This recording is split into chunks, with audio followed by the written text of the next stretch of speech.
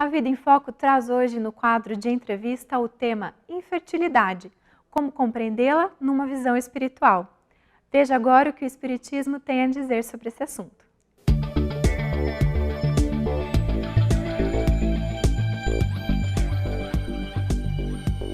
Olá, que bom que você está conosco, que bom que estamos juntos. Começa agora o nosso bate-papo, a nossa entrevista no programa Vida em Foco.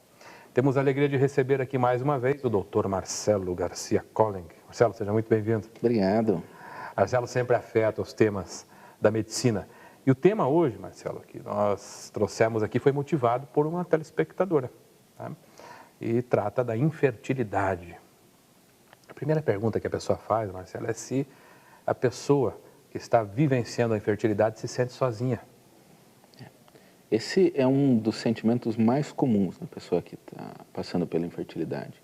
Seja a mulher, o homem, o casal, o primeiro movimento é um movimento de solidão. A pessoa se sente abandonada.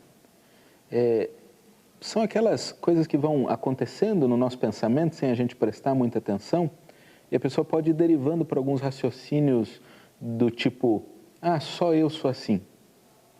Frequentemente ela vê as pessoas da mesma idade já planejando suas famílias, às vezes já tem um filho, 2 filhos, e ela se sente ali um pouco excluída nesse processo.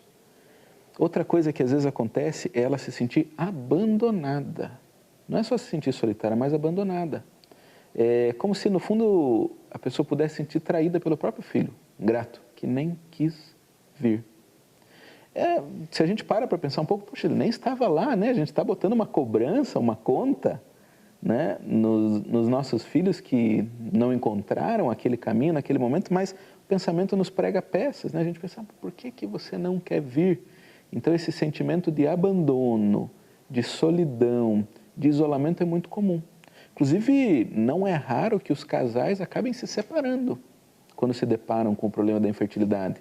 Porque esse sentimento de solidão, mas esse aqui do meu lado, mas mesmo assim eu me sinto sozinho, aquilo parece que não faz mais sentido e acaba rompendo o casamento. Mas no fundo não faz muito sentido isso. Quando a gente toma conta do nosso sentimento, começa a assumir a responsabilidade sobre o que está acontecendo, primeiro, está longe de ser a única pessoa no mundo que passa por infertilidade. Ao contrário, a infertilidade vai crescendo muito nos últimos anos. Há um índice assustador. É difícil dizer se antes tinha menos infertilidade, as pessoas já não procuravam um jeito e acabavam não entrando na estatística que a pessoa passa pela infertilidade. Estuda-se uma causa hoje para isso ou não?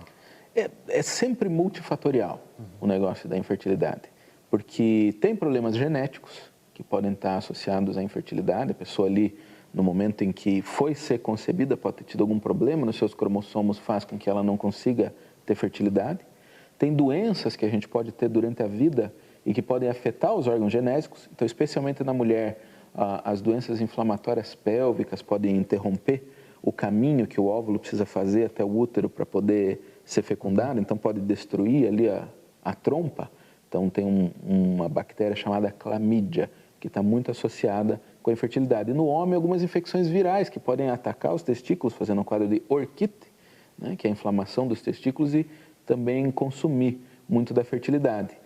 E claro que tem coisas relacionadas ao nosso modo de vida e algumas coisas assim. Evidentemente que quando os casais deixam para muito tarde, a fertilidade já vai caindo, mas não é uma infertilidade, era uma queda natural de fertilidade. A mulher que vai procurar começar a sua prole depois dos 40 anos de idade, agora surgiu o momento, às vezes já não tem a mesma fertilidade, mas daí não é pelo desgaste orgânico normal do tempo. E tem muitas hipóteses, né? Que a nossa alimentação muito cheia de produtos tóxicos e tudo vai perturbando, como as células genésicas, as células que vão se tornar os gametas, lá espermatozoide, especialmente, tem uma ciclagem muito rápida, podem ser especialmente sensíveis a alguns químicos, aí que a gente acaba se empapuçando. Mas então está se tornando, alguns relatos, assim, alguns países, aumento de 70 vezes na taxa de infertilidade nos últimos 30, 40 anos, assim. Mas isso é muito pela busca mais frequente, porque também hoje tem mais possibilidades, né? O casal infértil acaba enxergando mais alternativas e busca mais alguma coisa para fazer a esse respeito. E a solidão do abandono é um sentimento que precisa ser trabalhado. Não adianta negar o sentimento. Eu não me sinto. Sente. Se você sente, acolha o sentimento e pense, faz sentido isso? Como é que eu posso trabalhar esse sentimento? Como é que eu posso transformar ele numa coisa mais produtiva para mim? Então, não é negligenciando nossos sentimentos que a gente consegue lidar com eles de alguma maneira. Então, esse sentimento de solidão e de abandono talvez seja o primeiro impacto, quando a pessoa se descobre infértil. E se ela não consegue se reerguer, ela pode ir tomando decisões muito equivocadas, que não leve ela para onde ela gostaria de chegar com esse seu desejo de ser fértil, de fertilizar uma vida ali para frente.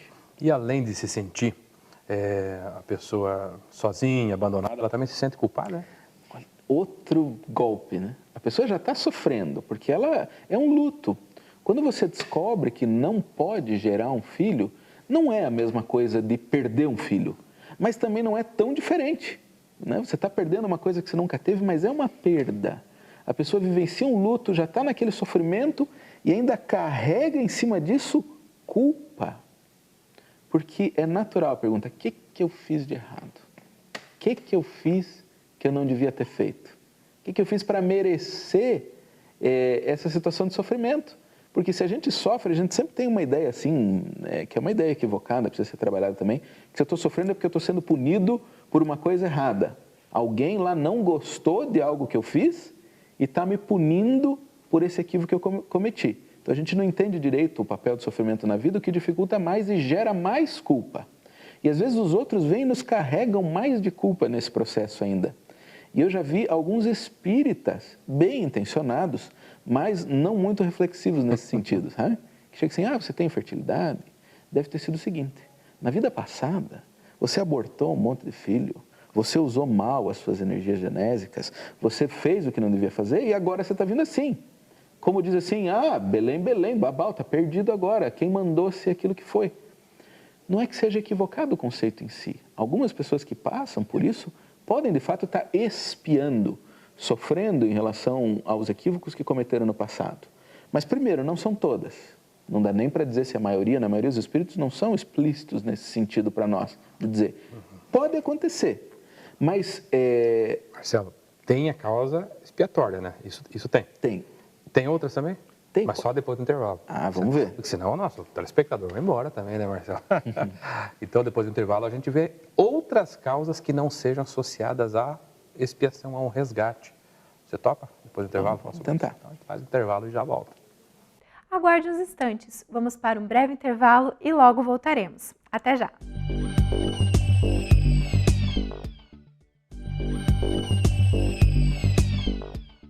Voltamos com a segunda parte da entrevista. Hoje a Vida em Foco traz o tema infertilidade, como compreendê-la numa visão espiritual. Vamos conferir. Estamos de volta. Entrevistando o médico e mestrado, né, Marcelo? Você fez epidemiologia, então também tem autoridade, é médico de família, é isso? Médico de saúde de família médico e comunidade. Família e comunidade. Família e comunidade. Uma especialidade nova que vai tomando conta, né, do sistema aí, a pouco e pouco. E falando sobre esse tema infertilidade, que foi motivado por uma pergunta, a pergunta de uma telespectadora. A gente não vai naturalmente revelar nome nem local, né, preservando, né, a pessoa. Mas, Marcelo, a gente falava antes do intervalo a respeito das causas possíveis, né, dentro dessa perspectiva que o Espiritismo oferece. Você diz que alguns espíritas pouco reflexivos, né, adotam uma hipótese que é uma hipótese dura mesmo. Se está assim, é porque lá no passado você, né, provavelmente abusou, abortou, né, desfez, mas você levantava que há outras possibilidades que precisam ser consideradas. Quais seriam, Marcelo? Sim. A primeira coisa é que nunca é por acaso, né? Nada que acontece na nossa vida acontece por acaso. E um evento tão importante como esse, que na hora de trabalhar essa ideia de gestar uma criança, não ter dificuldade, isso não ia ser por acaso também. Se nenhuma doença da nossa vida acontece por acaso, nenhuma dificuldade orgânica está por aí, então a expiação está lá, já falamos sobre ela. Pode ser uma prova, simplesmente uma aprovação, um desafio para aquela pessoa que está vindo ali. Ou pode ser uma consequência do modo de vida que ela teve agora, não tem nada a ver com a expiação das vidas passadas, como a gente falou, né? De algumas doenças sexualmente transmissíveis que podem ter, a pessoa se expôs ao risco e acaba já colhendo a consequência nesse momento. Agora, vamos explorar um pouquinho mais essa ideia da aprovação. Veja que eu sempre digo que qualquer dificuldade, doença ou limitação pode ser uma maneira de Deus estar conversando conosco, aquilo que a gente pode melhorar. Então vamos pensar aí, a gente está falando em dar à luz. Eu acho tão bonito esse termo, né? Que a gente às vezes fala, deu à luz, deu à luz. Dar à luz é pegar um espírito que estava lá sem corpo nenhum, dar a oportunidade dele ter um corpo e vir à luz. Então essa coisa da fertilidade, do germinar, do dar a vida, ela é muito simbólica. E mesmo que muitas pessoas desdenhem, engravidem pelos motivos errados, ou queiram evitar filhos pelos motivos errados, ela é sim um momento muito marcante na vida da pessoa. E de repente você se encontra ali num estacato. Você vinha, planejamento, porque só percebe a infertilidade quem está planejando engravidar. Os sonhos todos, né?